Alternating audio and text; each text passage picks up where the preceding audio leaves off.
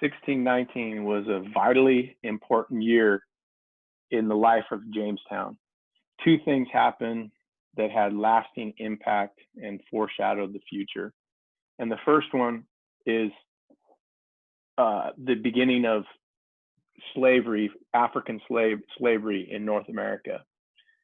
In that year, 1619, a Dutch warship ran aground with 20 and actually traded 20 African indentured servants for supplies to go on their journey back home. These indentured servants were absolutely not going to be indentured servant. Indentured servant is someone who's going to get their freedom after a certain number of years, and we'll be talking about that soon. But these African indentured servants became slaves. And what's significant about that, it's the beginning of slavery in North America.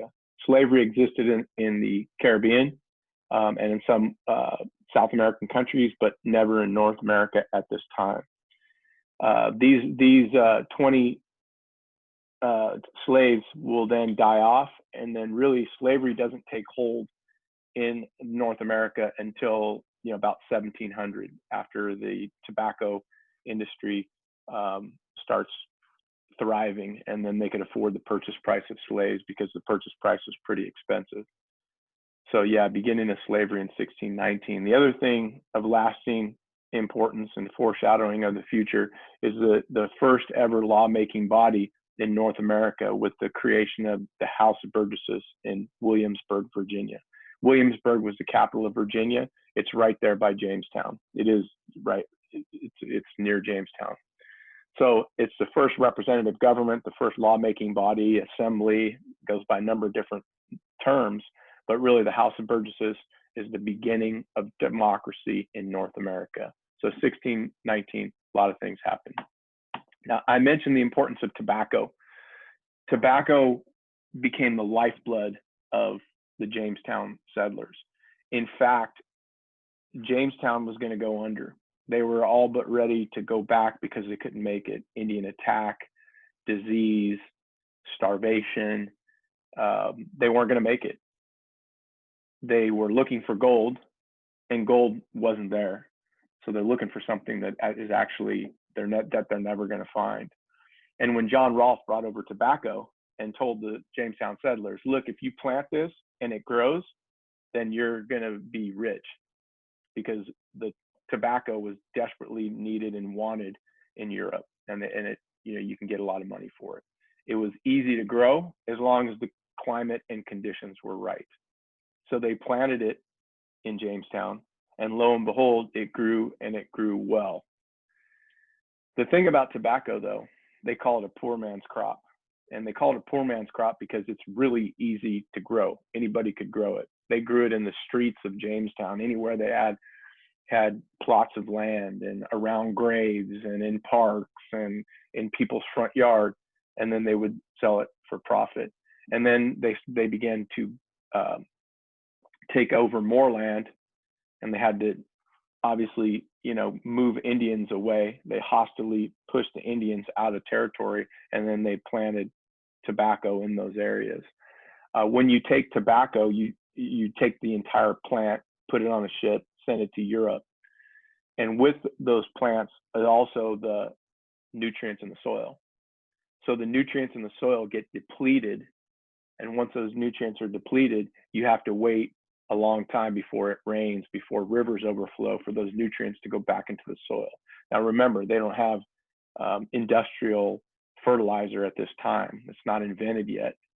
So you always were searching for more land to plant more tobacco to make more of a profit. And Europe bought everything that they produced. So land fever in the South, that's why the plantations are going to become huge, so they could plant more tobacco. So poor man's crop. And it didn't make them poor. The plantation owners became rich because of it.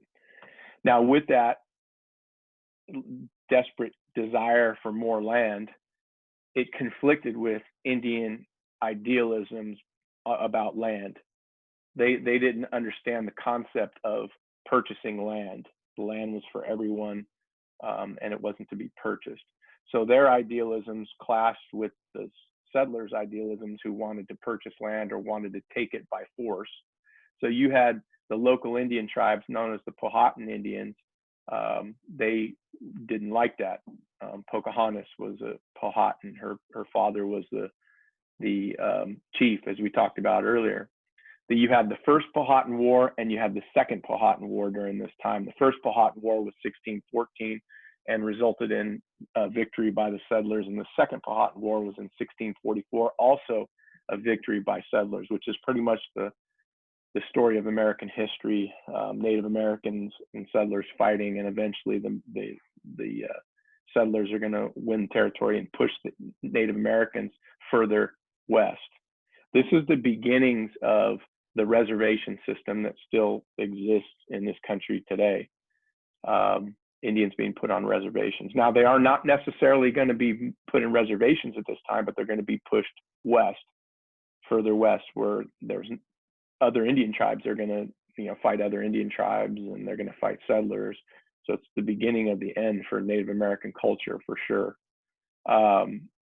And this statement right here kind of sums it up. The fate of the Powhatans foreshadowed the destinies of indigenous people throughout the continent as the process of European settlement went forward. That sums it up right there. The Powhatan Indians, as well as many other Indian tribes in the future, will fall victim to the 3 Ds, and that's disease, that's disorganization, and that's disposability. Disease because they have no immunity to European diseases. Disorganization because they've never really had to come together to fight, and you're having different Native American tribes forced into alliances against people that they used to fight against, and now they're trying to fight together to fight settlers, and it's just disorganization was very common. And then disposability. The settlers came over and they had no respect for Indian culture or ways of life, and they just would rather just get them out, kill them, or get them out of the areas. And that's going to happen a lot in the future, as we'll be talking about later on in this class. Okay, moving forward, back on the topic of tobacco, you could see by these numbers, these statistics are say a lot. And in 1618, Virginia produced 20,000 pounds of tobacco. In 1622, 4 years later, despite losing nearly 1/3 of its colonists to Indian attack and disease, Virginia produced 60,000 pounds. So from 20,000 to 60,000. In 1627, they produced 500,000 pounds. And then in 1629, 1.5 million pounds of tobacco. So cotton later on. Tobacco was king in the South at this time, and allowed these Jamestown settlers in Virginia, and then they're going to expand plantations, and they're going to create other colonies as well in the South, and it's going to allow them to thrive, a small number of people to thrive. The work being done on these plantations was mostly done in Jamestown by indentured servants. I mentioned it when I talked about 1619 and the African indentured servants coming over that turned into slaves. And I also mentioned the fact that to purchase a slave was very expensive, and most of these plantations in the South, they didn't make enough money at this time to be able to purchase slaves. So what they did is they came up with what's called the headright system. Each Virginian got 50 acres of land for each person who he paid the passage to come over to America. So that's how these plantation owners were able to have huge plantations, because they would pay the passage of someone or many to come over to America to prove that they're going to do it's free labor, basically free labor. These people would be coming from England. They'd be down and out looking for something, and they would, maybe in the future they could possibly own land. To be able to climb the ladder of success in England, to go from having nothing to making something of themselves financially, was very rare. It just didn't happen. If you come to America, that possibility exists.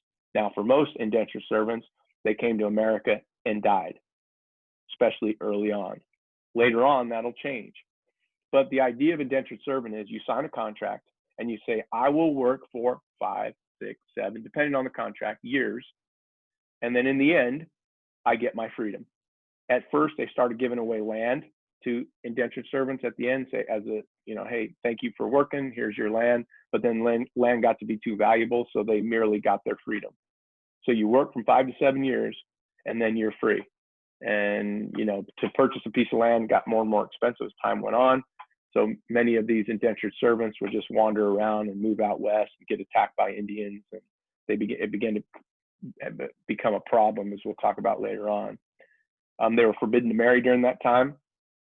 And how about this? Between 1610 and 1614, only 1 in 10 outlived their indentured contracts, meaning 90% of the people who came over between 1610 and 1614 died of disease or Indian attack or starvation.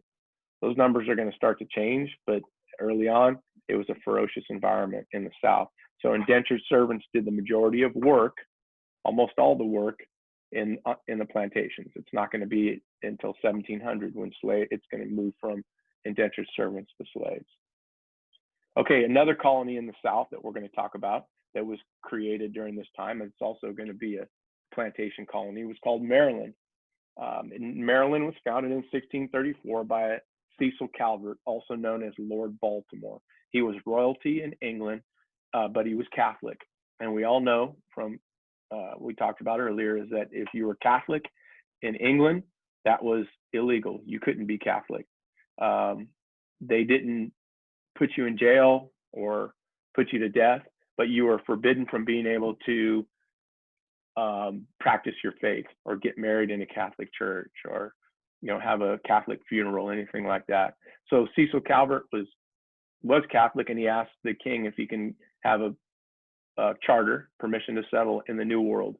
And the king gave him the charter, said, go ahead, take all your Catholics with you. So a number of people went with Lord Baltimore, obviously Baltimore, Maryland, named after him. And they started the colony of Maryland, and they started planting tobacco.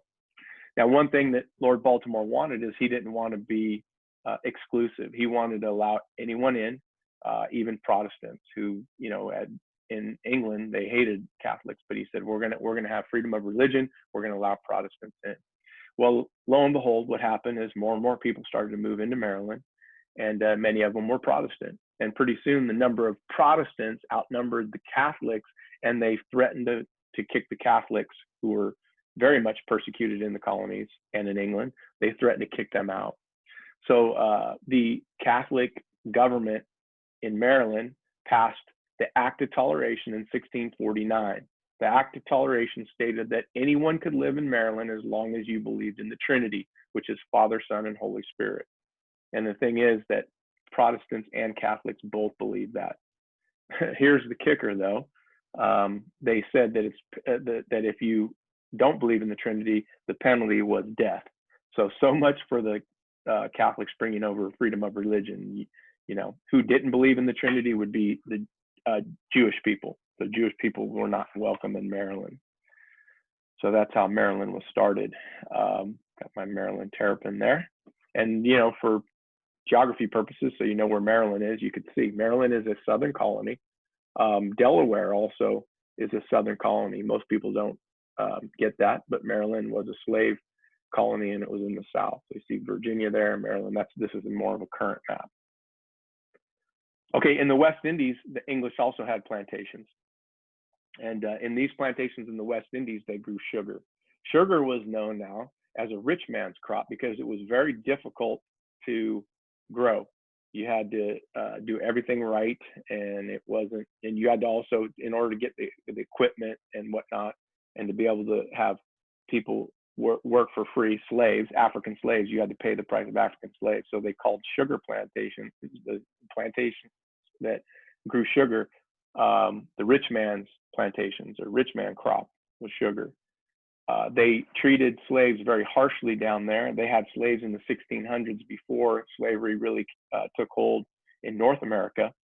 They came up with what's called the Barbados Slave Codes, which became the model for how slaves were treated in North America. Unfortunately, they were treated harshly. They weren't allowed to have very many rights at all, according to the Barbados Slave Code. So those were adopted later on by places like Virginia and Maryland and Georgia and South Carolina in their plantations up north. So yeah, the English also had plantations in the Caribbean. The Carolinas were created during a period in European history known as the Restoration period. The Carolinas were created during this time and developed close economic ties with the West Indies. So they started growing mainly sugar in the Carolinas. They learned how to grow sugar from the West Indies plantations. Slavery took hold in the Carolinas as well later on after 1700.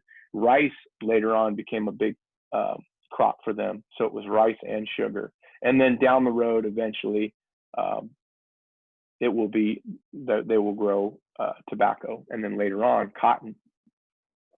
The thing about the Carolinas is it was very violent because of Florida that was owned by the Spanish.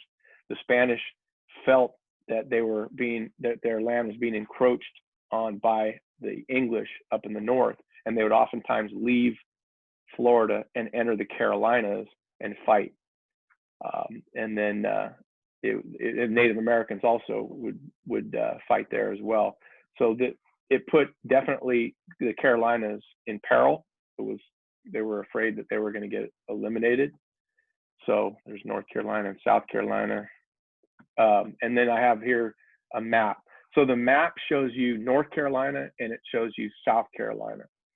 Those two split in 1712. Originally, the Carolinas were all one big colony known as Carolina.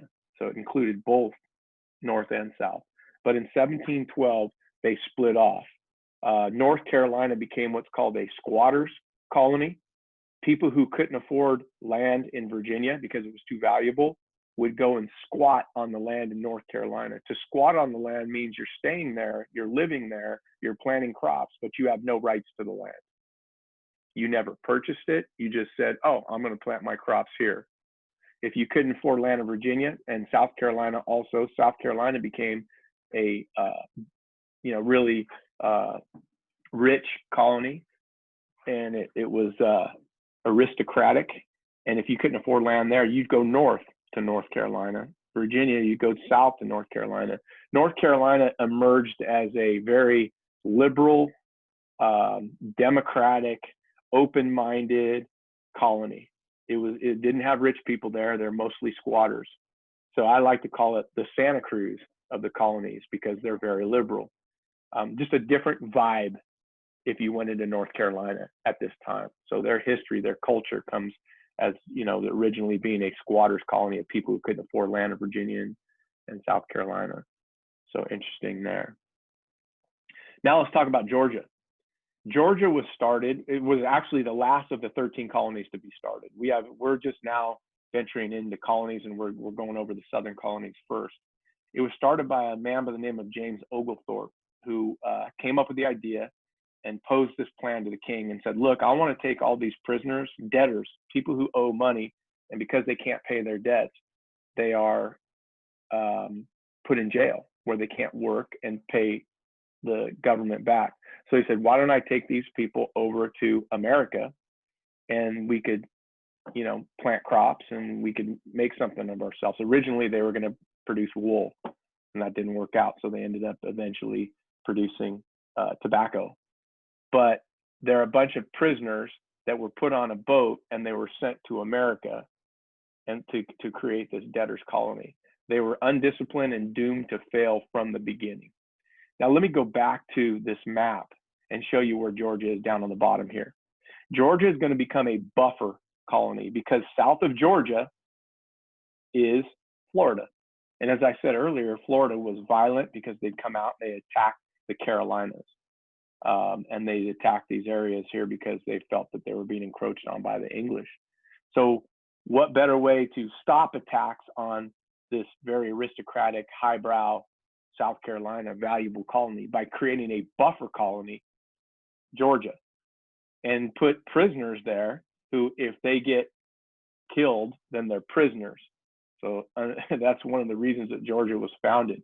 Yes, Oglethorpe said, I want to be able to, he wanted to come to America and use prisoners, but little did most people know that he also wanted to be able to protect South Carolina from Spanish attack, and it became a squatters colony. So there's a sketch there of the beginning of Georgia. Now, no surprise here that many of the settlers that got off the boat at Georgia just took off into the forest, and most of them ended up dying from Indian attack or exposure or hunger. So they just took off, undisciplined, doomed to failure from the get-go. But eventually they do make it. Took a couple generations to make it, but they did, and they did serve as a buffer to South Carolina and for protection purposes. And South Carolina was protected from attack by the Spanish. So there's James Oglethorpe, and there's where Georgia is right there. Nice hairdo there on James Oglethorpe. Okay, let's talk about all the southern colonies. This is valuable, vital information that you have to know. The southern colonies consisted of these 5. Memorize them. You need to know them. You'll need to know them now, and you'll need to know them all the way through May. Maryland, Virginia, North Carolina, South Carolina, and Georgia. Those are the southern colonies, and you see them in the map over here. They're dominated by tobacco plantations, but as you know, the Carolinas, they produce sugar and they also produce rice. All of these colonies were aristocratic, highbrow plantation, make a lot of money off the sale of tobacco, with the exception of the Santa Cruz of the colonies, which was North Carolina, which was a squatters colony. All had a cash crop, tobacco, rice, sugar, or indigo, which is grown, and they use it to make a purple dye. So you could put color in clothes instead of just having white clothes or black clothes like that they would produce. They could start having different colors, and it was highly desired in Europe in the factories there where they produced these clothes. So every one of these southern colonies, in order to exist, had to have some kind of a cash crop. That's how they made their money. It was marked by close contact with England. Why? Because England wanted the tobacco. They wanted the rice, the sugar, and the indigo. So they would come to the South, trade goods that southern colonies needed, like furniture and food and clothing and all the things, and tools and weapons. They would trade all this for the tobacco mostly. And the other thing that most of these southern colonies had were slow-moving, meandering rivers that are navigable by ships. So ships would come from England, they'd cross the Atlantic Ocean, they'd go on, let's say in Virginia, it was the James River, and they'd sail up those rivers, and they'd go to plantations, and they'd trade all the English goods for tobacco. And then it's lucrative trade back and forth between England and the southern colonies, close contact. You're not going to have that with the northern colonies because they don't grow that many crops up there, and they have fast-moving rivers that are not navigable. So the communication and the trade between England and the southern colonies was strong, very strong. So when it comes time for the revolution, there's going to be a lot of loyalists in the South, people who were loyal to England and didn't want to separate. All of the South by 1700, slavery was legal there. Started out with indentured servants, but by 1700, when they could afford the purchase price, they bought slaves. So this sums up the southern colonies. Make sure you know them really well. What you're going to find, and we're going to go over it in a couple chapters, is that in the South, the mortality rate was incredibly high because of disease, because of malaria, because of dysentery, because of Indian attack. Men died young. Women tended not to. They were in the home. The women that were there were in the home. They would survive. They're not being attacked by Indians, and they're not out there, getting malaria as much as the men were. So women had more rights in the South than anywhere in the colonies. There began to be this widowarchy in the South where the women were able to inherit property because oftentimes they didn't have kids or the kids were really young. They were calling the shots in the South because so many of the men, their husbands, were dead. So to show the power of women in the South, they called it a widowarchy. It's ruled by the women. Now, were they totally running things? No, but more than anywhere else they were. So male mortality was so high, women were calling the shots. So, and that concludes chapter 2.